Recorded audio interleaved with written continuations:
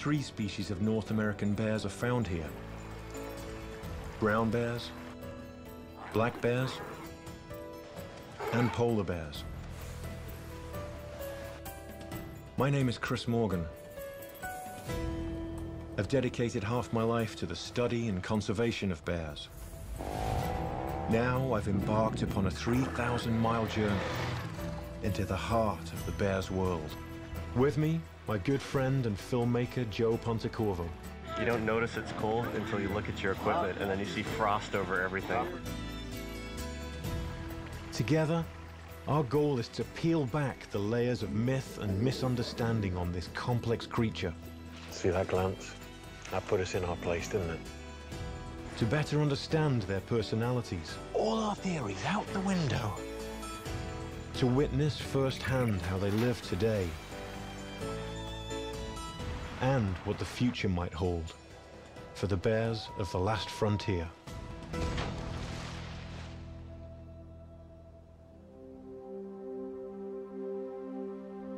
My journey has taken me through the season of the brown bear and black bear, from an area nearly untouched by man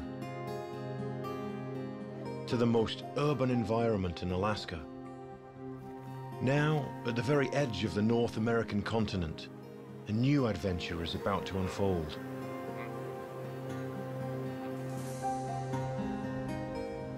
I'll leave behind the cold metal and steel of Prudhoe Bay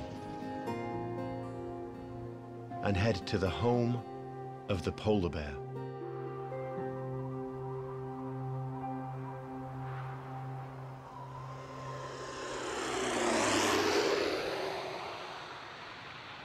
My plane touches down on a 4-mile-long windswept strip of land known as Barter Island, on the edge of the Beaufort Sea. Fewer than 300 residents, mostly Inupiat Eskimo, call this remote island home.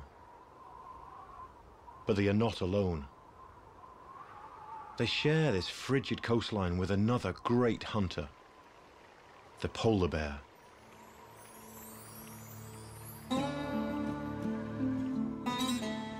While the rest of the bears have denned up for winter, polar bears sense the change in season and are anxious for the chill to set in.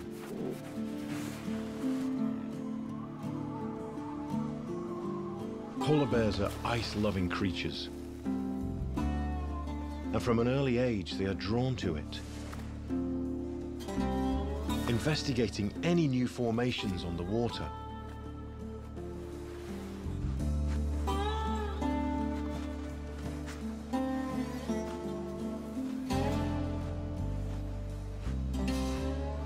What's fascinating to me about these polar bears is that they're so finely tuned and adapted to life on ice. This looks like a bear has come right down this trail here, and he's broken through here. Look, his paw has actually broken through this ice here. In fact, the ice has started to form already. So they're forever testing the ice conditions to see if it's firm enough for them to head out onto. And it's not yet, obviously.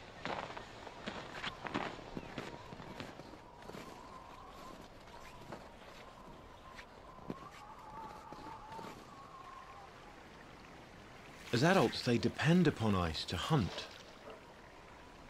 Unlike brown bears, polar bears are highly specialized carnivores and hunt almost exclusively one animal: seals.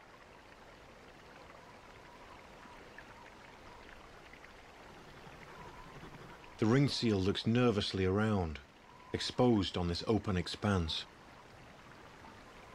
But without firm enough ice, this bear has little chance to hunt down the seal. It's late October, and by now the ocean should be frozen over. But this year winter has come late. Parts of the lagoon are covered with ice, but the ocean is yet to be tamed. For now, the bears are trapped on land, unable to hunt.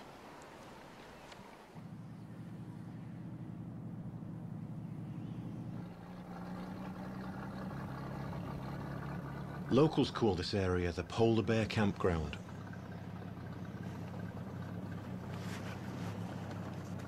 It's a nursery of sorts, a safe haven for mothers and young. This time of year, when other polar bears are waiting for sea ice to form, pregnant females are waiting for enough snow to dig their maternity dens. This whole area, in fact, is really important for denning females. When they're pregnant, they come and give birth in the habitat along this coast here, near the Arctic National Wildlife Refuge.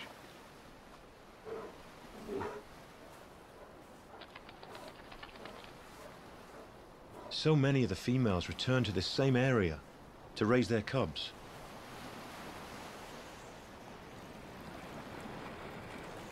They seem to have this recognition where the cubs are playing, the females are playing, and one cub is playing with another cub from... It's quite the interesting scenario that's going on.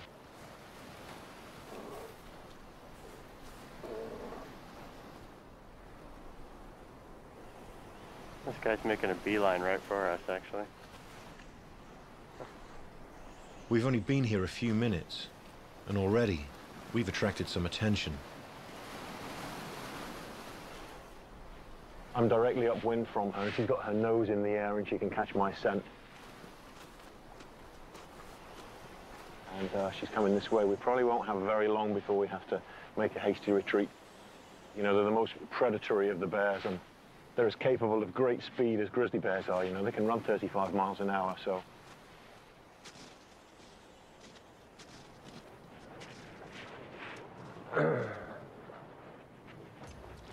I think it's time to get in the boat. Yeah, she's moving over here with some determination. We need to make a retreat here. Do you want to jump on, Joe? Yeah, it looks like it's getting her really agitated. She can smell us, but she can't access us. She can't figure out if we're a meal or not. And it's how they live their lives. They are curious predators. Everything about them is about surviving the cold and hunting seals. Being a specialist is the key to surviving the Arctic. It's as true for the bears as it is for the Inupiat Eskimos. For centuries, these two hunters of the Arctic have made their living from the ocean. Their lives connected by the animals they hunt.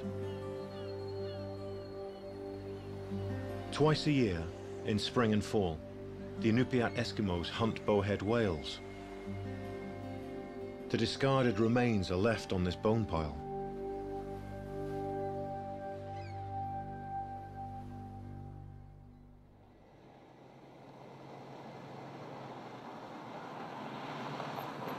It's 7 o'clock in the morning. We're out on the outskirts of town, and there's a good spot to wait for bears right here, because the bears seem to like coming out under the cover of darkness. Sometimes it's a case of waiting around a long time for them, so that's what we're doing right now. We'll see if any show up, fingers crossed.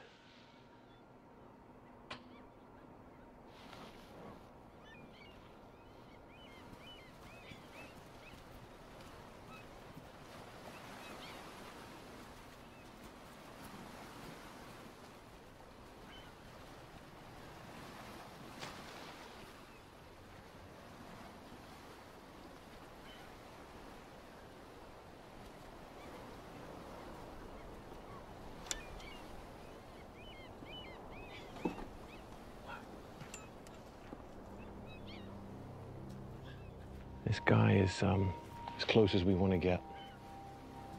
The whale meat, with its high fat content, may help some bears get through these tough times when there's little else to eat.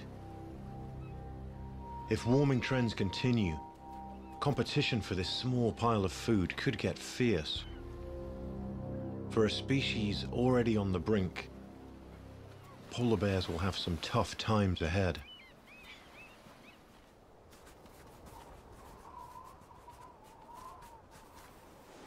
An overnight snow flurry leaves fresh drifts for this young Arctic fox to play in.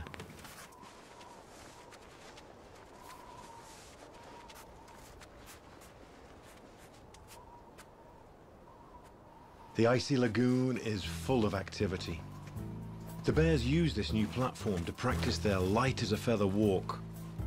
Sea ice, unlike freshwater ice, is flexible, which gives the bears a lot to experiment with.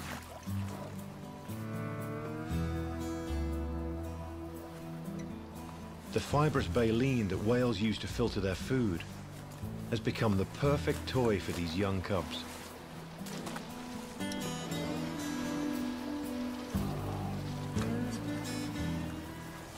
Play attracts attention, and quickly their mom claims the large baleen to strip out what she can from it.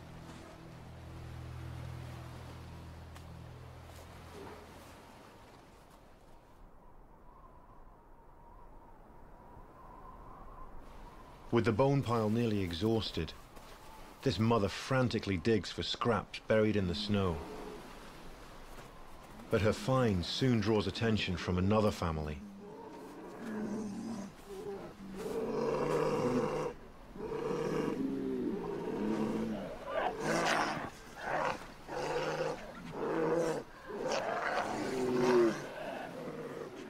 Tensions are high as bears uncover every last bit of whalebone, scraping what meat they can from the bones.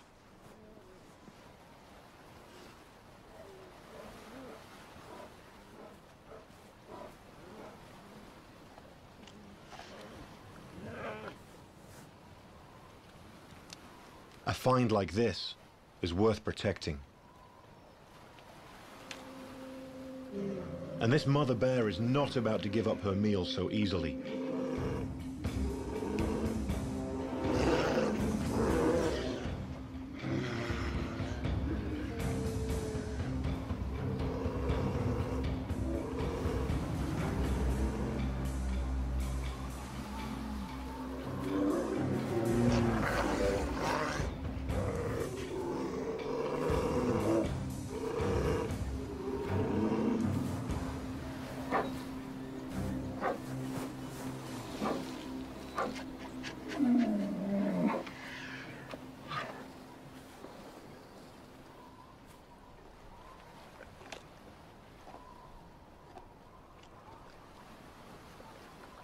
This young bear will have to seek out his own meal.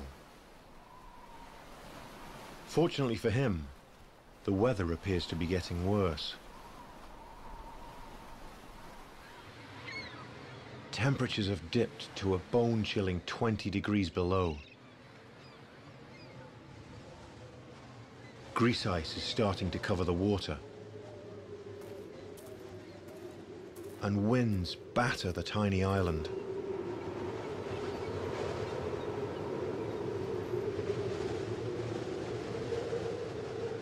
The town is battening down the hatches as the storm sets in.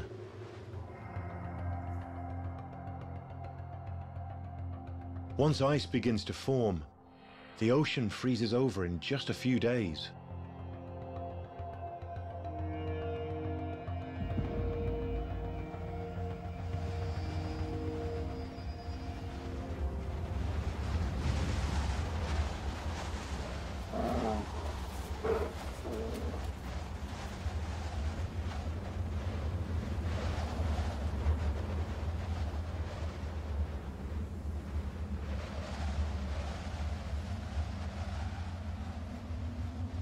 Winter has finally taken hold.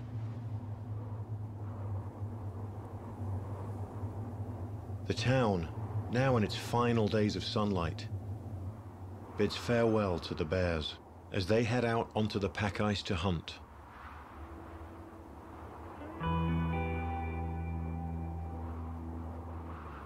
The sun will vanish below the horizon and not reappear for another 2 months.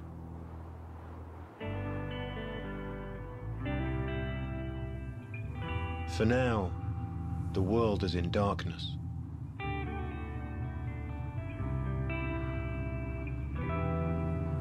Miles out on the pack ice, polar bears are hunting seals, stalking their prey in the inky blackness of winter.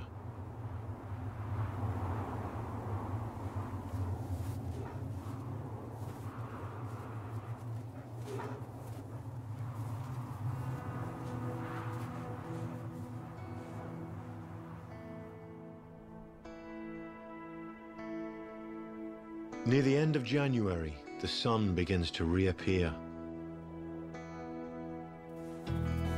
It's a time of transition, with more light each day. And by May, in mid-spring, the sun is up 24 hours a day. And it's safe enough for us to venture out onto the pack ice. We're nearly 8 miles out on a thin shelf of ice, searching for polar bears. But I'd be foolish to attempt this alone.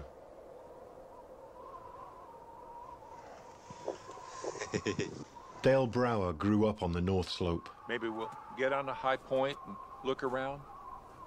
Meaning he grew up in a world completely alien to most of us. These are really fresh because they're actually on top of our sled tracks from about 5 hours ago, maybe even 4 hours ago. So they weren't here then, that's for sure. He might have heard the snow machine and then kind of snuck back off into these pressure ridges here, and he could just be hiding out in this stuff.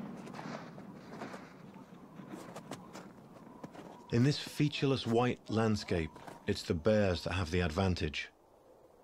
Problem is, if they're off in the distance or if they're behind the ice, they get easily obscured, even a large animal like a polar bear. Is this a weather front coming in here? Yeah, that's actually the water sky. That's the water from the open lead reflecting into the sky. So if you headed to all those clouds, you'd find open water? Open water, yeah. Underneath. And there's a good chance that's where the polar bear is that we're tracking here.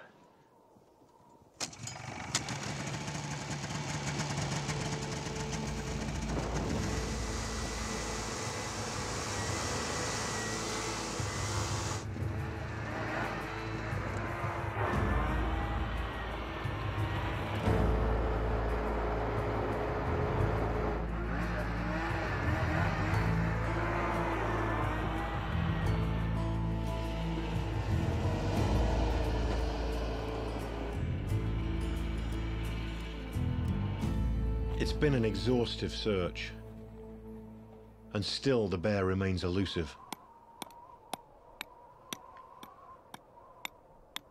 Why were you checking which way the wind's blowing? Just so the entryway is on the opposite end. Oh, right. We don't want it facing the wind. Right. I guess that's really important when it blows at 40 or 50 miles an hour, especially, I think.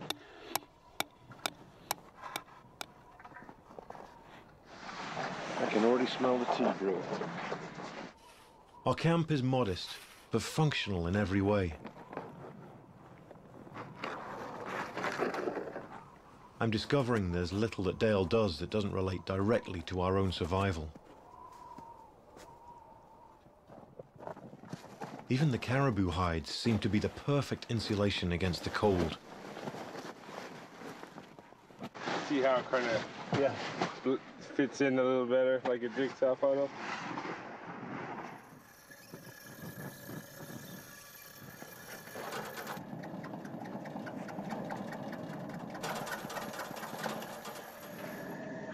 Hawaii.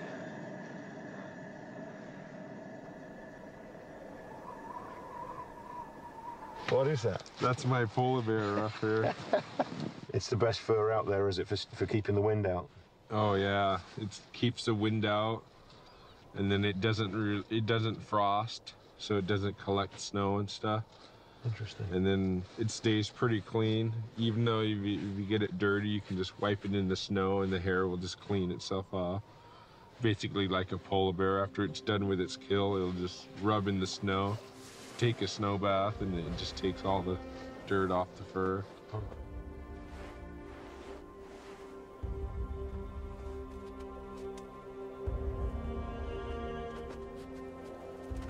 Polar bears are stealth hunters. And just because you don't see them doesn't mean they're not there. Let's see what we can do without breaking my ankles. Yeah. Perfect vantage point. Whoa! As I was saying, the perfect vantage point for looking for polar bears.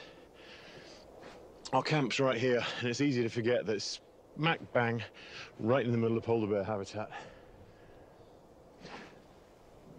All the way to the horizon, all I can see is ice. giant, jagged peaks and troughs of ice as far as you can see. And it is a barren, hostile landscape. And if you can't read the ice here, you're not going to survive. Polar bears are masters at reading the ice, patrolling the edge of a lead, smelling for any trace of a seal.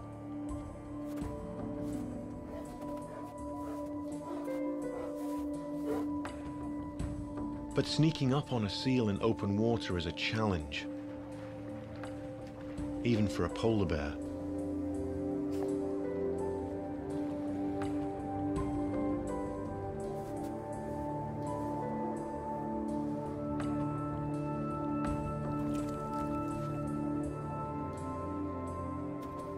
The best chance for a meal is to sniff out a seal's breathing hole, or even a den with seal pups. It's a rare sight, but Dale has observed polar bears hunting. Like, see if there was a hole here, and the bear will squish it like that. Say if the hole was here, he could smell it, and then he'll close the hole, and then dig this side out where the seal is at. And he'll just scoop the seal out. It's one of the earliest instinctive behaviors for polar bear cubs. While their mum rests, these cubs will practice what it takes to become the apex predator of the Arctic. Learning to lead with your nose. Investigate anything out of the ordinary. Leap across unstable chunks of ice. And of course, the belly flop. But when Mum huffs, the cubs know it's time to continue with the real hunt.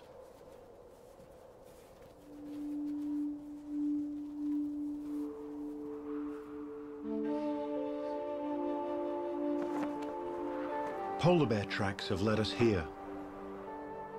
A whaling camp perched at the edge of a lead. A bear was spotted just a day ago, perhaps the very one we're looking for. For the Inupiat, whale hunting is an ancient way of life that continues nearly unchanged today.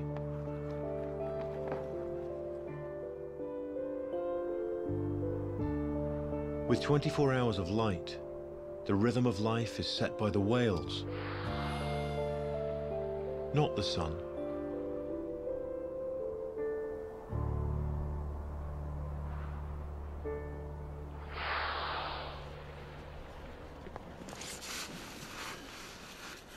Throw that up. Whale hunting is by far the most dangerous part of their subsistence life. And these young people are doing it just the way that their ancestors did.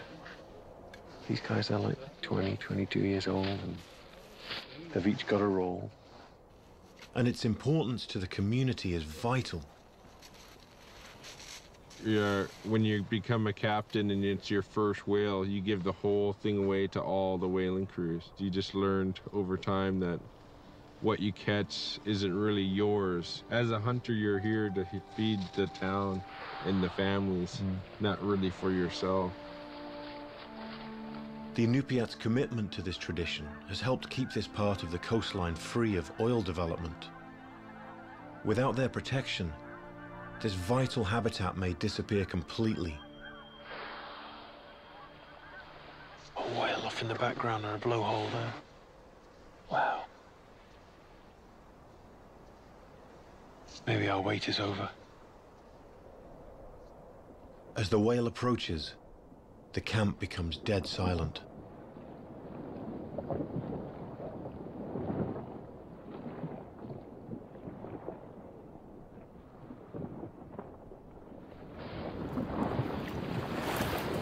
As soon as the whale surfaces, the boat is launched. It's a tense moment as the men paddle towards the massive whale, somewhere just under the surface. Harpooning a whale by hand is extremely dangerous. Bowhead whales can weigh 60 tons. One swipe of its enormous tail fluke could easily crush the tiny craft.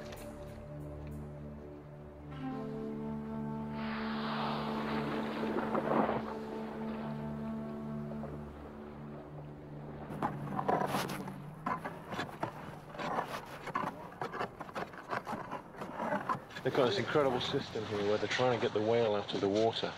They've dug 2 holes through the ice that go right through, and they're going to feed this block and tackle, and then they'll be able to haul the whale in.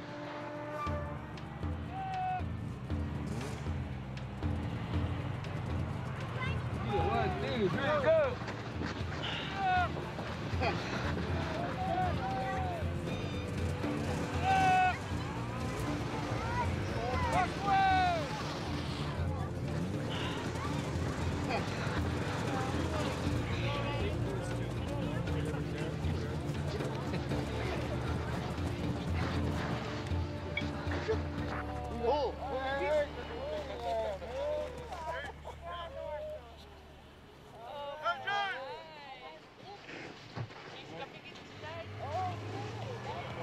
This bowhead whale will feed several families throughout the season, and perhaps the polar bears as well. It's a cycle of life that has remained unchanged for thousands of years. Other whales will continue their annual migration, following the open leads east to their summer grounds in the Beaufort Sea. But the ice is too thin for us to go any further. It's late May, and the pack ice is slowly retreating. Straight down. It suddenly feels treacherous out here, doesn't it? There are no shortcuts in the Arctic. You have to know when to call it quits. As Dale often says, if you don't come back this season, you can't hunt next season. It's a good lesson, even for a polar bear.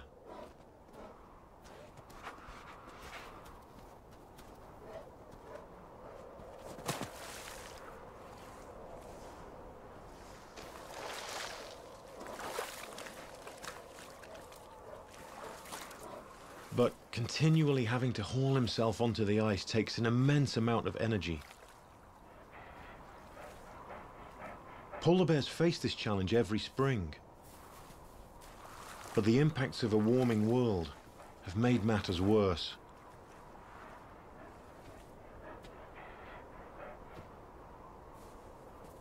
Loss of pack ice is estimated at 11% per decade.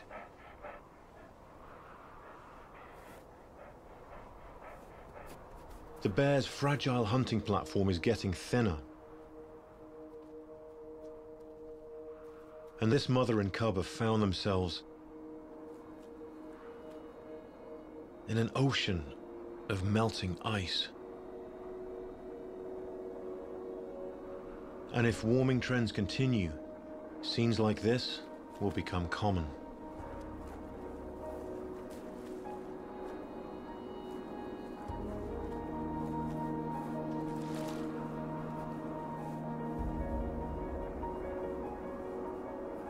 Like many animals that have made such great leaps in their evolution to survive, the world may be changing too fast for polar bears to keep up with.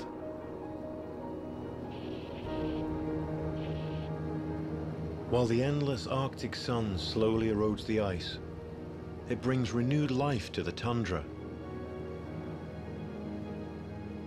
And the season of the grizzly has only just begun.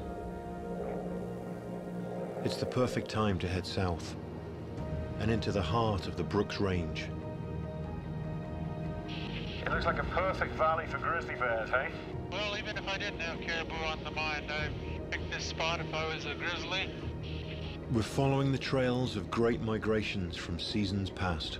It's absolutely covered with caribou trails, right up the mountains, right over the ridges, one valley to the next. And we're hoping these caribou tracks will point the way to Arctic grizzlies. It may be our best chance at a closer look at this elusive predator.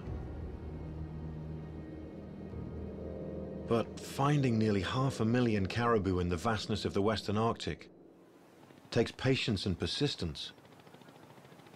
We've picked this spot because there's caribou trails all around, down either valley, each side of the tent here.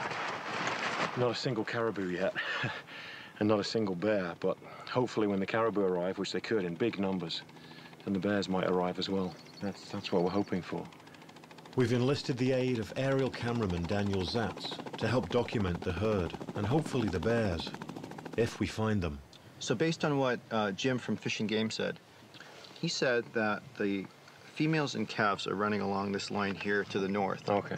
And this is also where he expects we'll see the bears. But it's really unpredictable.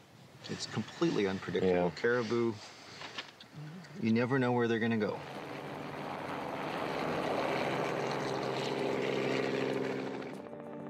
Caribou are the ultimate wanderers. Within a single year, the Western Arctic herd will range across a quarter of Alaska, an area the size of Montana.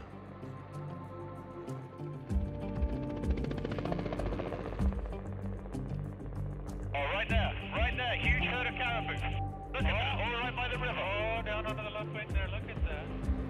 Wow, there must be at least 100, maybe 150 there. Well, I'll follow you count. Okay. Oh, that's a good sign. Our first caribou. It looks like we're in luck. We've just caught the tail end of a massive herd.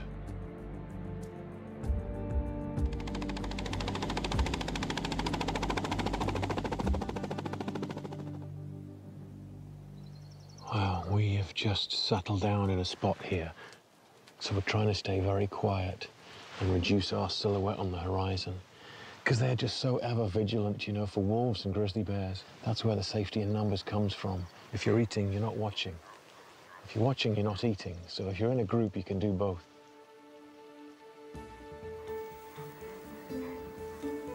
Spring is calving season, and some of these newborns are just a few days old. Caribou calves can run within hours of being born. It's a matter of survival.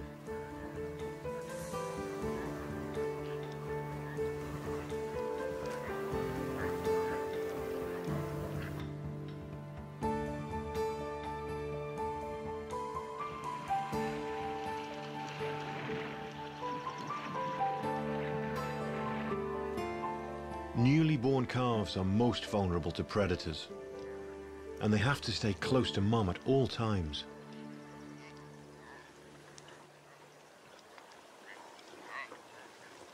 Wolves are never far behind.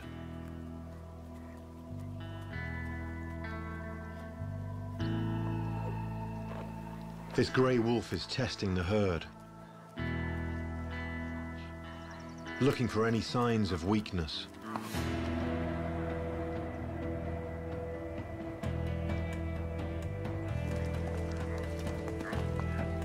He's joined by another from the pack.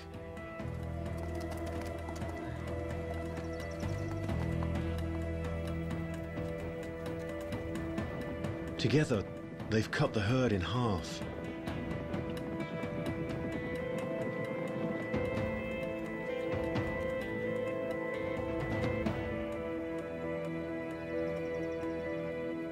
But soon, the herd has regrouped, and the wolves give up the chase.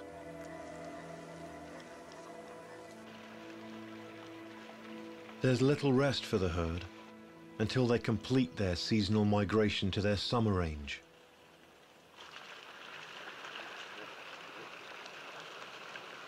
Caribou are largely sustained by the high-energy sugars found in Arctic lichen.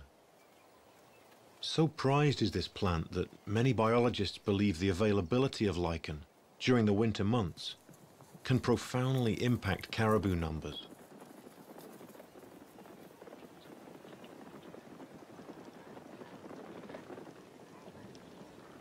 Without the caribou, this landscape wouldn't look the way it does.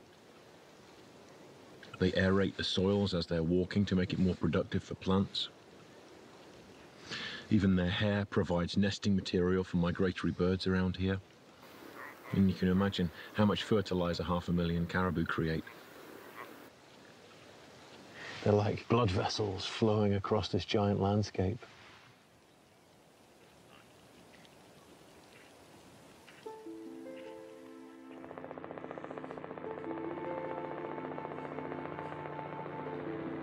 Oh, look at that, a mom with 3 cubs.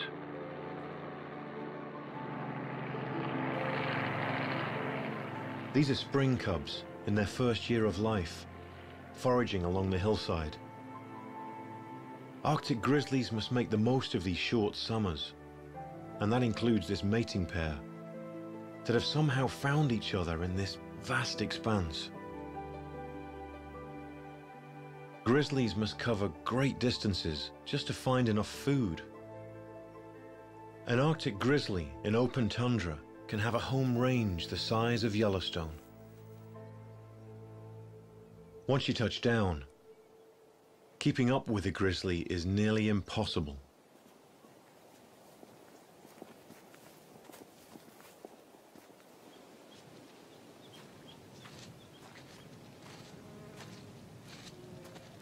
For the caribou, their journey is nearly over.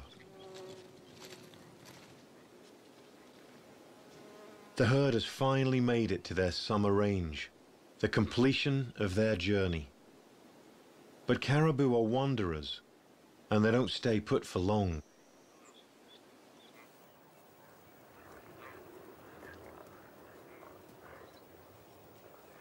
With the herd moving on, and only fleeting glimpses of grizzlies, we are left with few choices. An old report of a salmon run has given us some hope. Well, I mean, I think this is our best bet. It looks like a good spot, doesn't it? But this far inland, it's a long shot. Even if we find salmon in the river, no one I've spoken with has actually seen Arctic grizzlies fishing.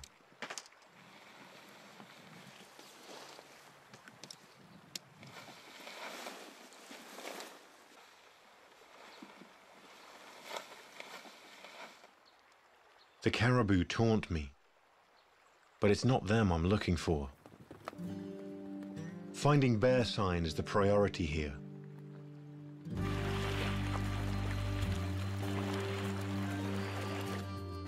But if grizzlies are around, it's best to be prepared. I carry a shotgun only as an extreme precaution. And then, believe it or not, a really popular thing with grizzly bears is this Hedysarum root. They love this stuff. I'm surprised this morsel has been left behind, actually. You might look at this place and think it doesn't offer very much. But they piece together a diet, and little bit by little bit, they get by here.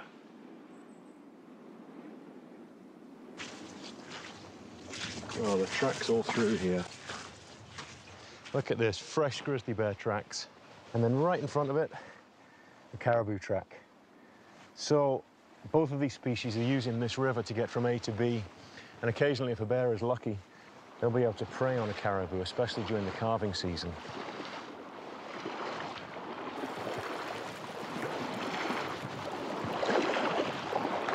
Wow, look at that. The salmon are running. The question is, where are the bears?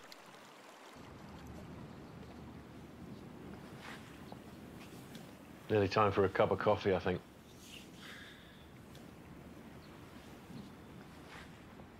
After hours of waiting, there's a shadow moving through the willows.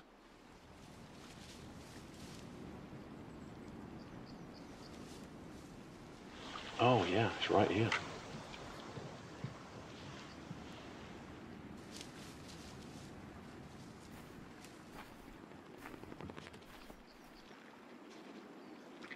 There's a third cub coming up the river. Okay, I see her.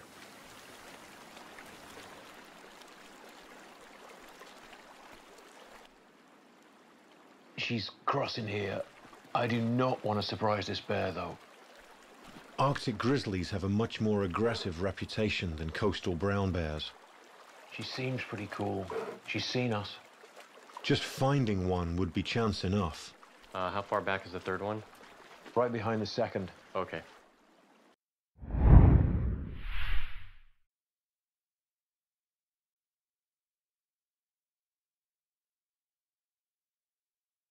The fourth one is way back there in the willows on this side of the creek. But now we're suddenly surrounded by four.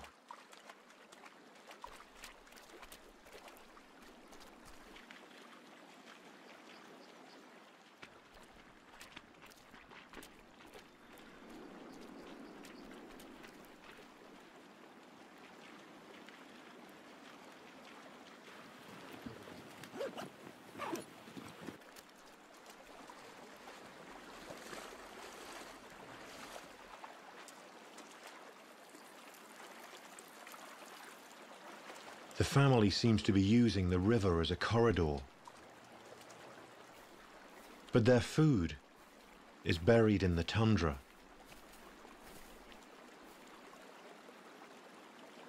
Hedysarum roots are an important source of protein for Arctic grizzlies.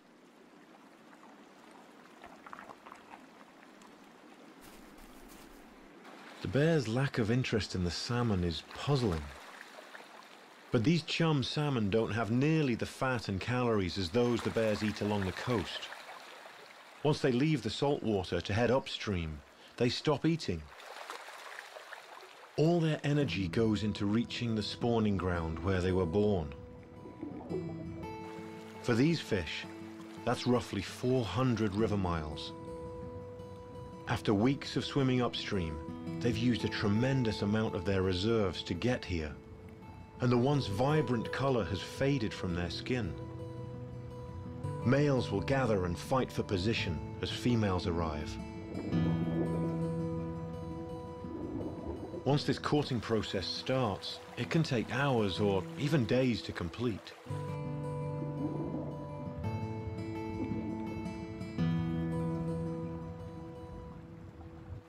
The family has returned, but this time they've staked out a spot on the river. Mom is completely focused on fishing.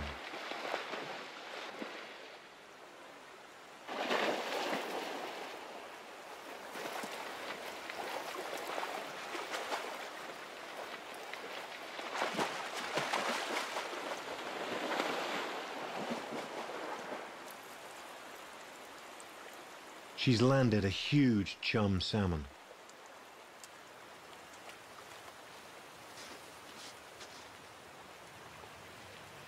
The whole family retreats into the willows to share the fish. Here in the Arctic, a catch like this is quite a bounty.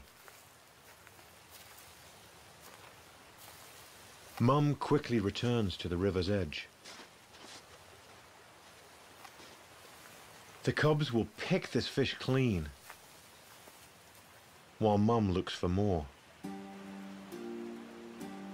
Look at those cubs, all lined up, waiting for Mum to catch dinner.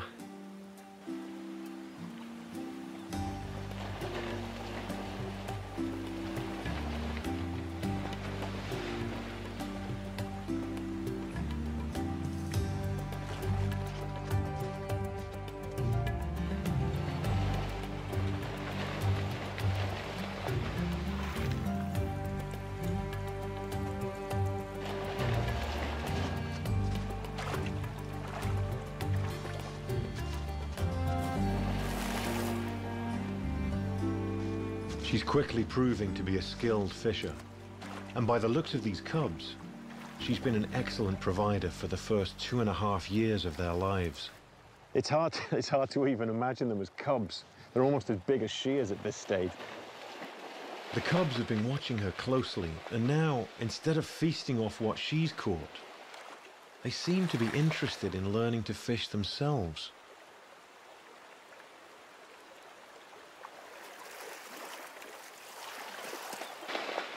These new experiences show off how different each of these cubs are. They're all individuals. This cub has plenty of confidence. He's borderline troublesome. Close enough. That's close enough. That's close enough. Close enough. It's okay. It's all right. It's okay. It's all right. He ventures much further than the other two and seems to be quite bold. This boldness concerns his mum quite a bit. But it's also what yields him his first catch. Very nice. That's great. They're learning. They caught it. Yeah. When he catches something, it's his alone. He is already showing his independence. The other two cubs are more plush and cub-like than their brother. One is playful and anxious as he bounds into the water after fish. The other cub is much more cautious, sticking close to Mum.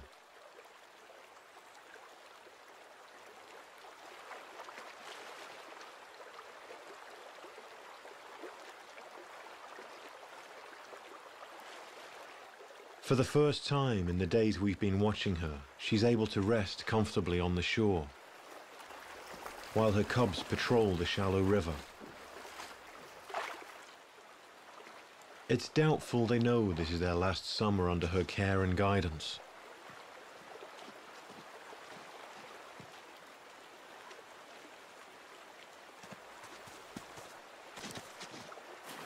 At last, her smallest cub is beginning to focus on the salmon.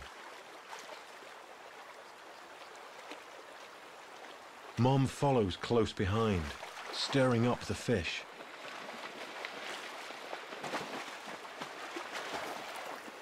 She gives up the chase, letting her cub finish the catch. Oh, look at that!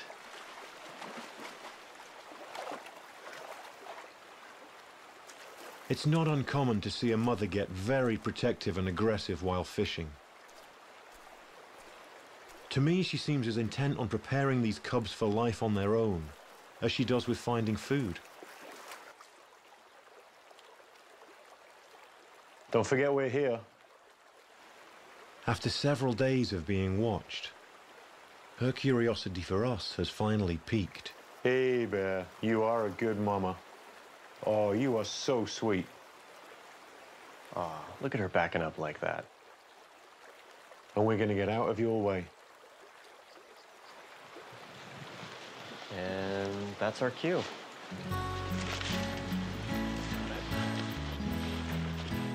We'll take a cue from this. A good lesson for us to keep in mind is to always leave on a good note. While it may be some time before they come across people again, when they do, we want their memory of us to be a positive one.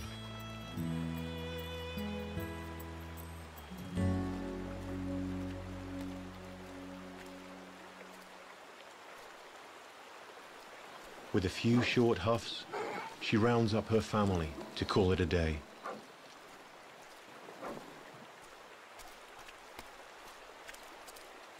We really didn't know when we entered this situation if she was going to be accepting of us or not, and she's emerged to be this wise, mature, thoughtful, careful female.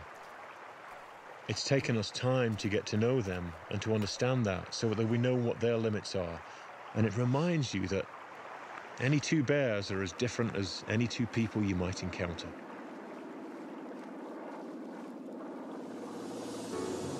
And over this journey, it's become clear. The world these bears inhabit is vast, yet it must remain so to sustain such great wanderers. The resources we so prize are embedded in the land that sustains all life here. Like the Great Plains of Africa, Alaska is the last stronghold for some of the Earth's wildest creatures. I've never felt so comfortable or so alive as I do here. This may be the end of my journey, but Alaska's wilderness and its wildest creatures will always call me back.